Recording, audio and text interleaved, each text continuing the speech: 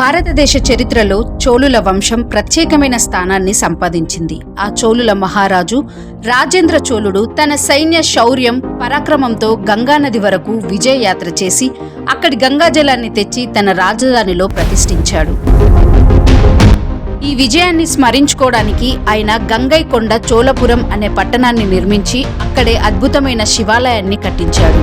ఈ ఆలయం చోళుల కళా వైభవానికి ప్రతీకగా నిలిచింది. గంగైకొండ చోళపురం తమిళనాడులోని తాంజావూరు సమీపంలో ఉంది.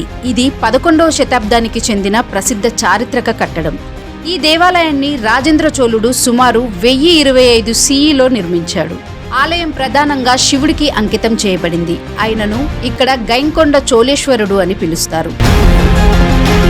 ఈ ఆలయం ప్రసిద్ధ బృహదీశ్వర ఆలయం నిర్మాణ శైలికి సమానంగా ఉంటూనే కొంచెం సున్నితమైన శిల్పకళ రూపకల్పనతో నిర్మించబడింది.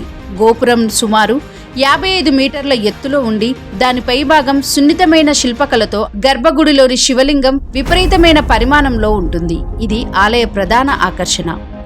ఆలయ శిల్పాల్లో చోళ శిల్పకళ నైపుణ్యం అద్భుతంగా ప్రతిఫలించింది.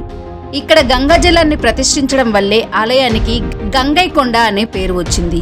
ఈ ఆలయ నిర్మాణం యునెస్కో వరల్డ్ హెరిటేజ్ సైట్లో భాగంగా గుర్తింపు పొందింది. ఆలయం చుట్టూ ఉన్న శిల్పాలు, దేవతా విగ్రహాలు, గోపురాలపై ఉన్న కట్టడాలు ఆ కాలపు కళాత్మకతను చూపిస్తుంది.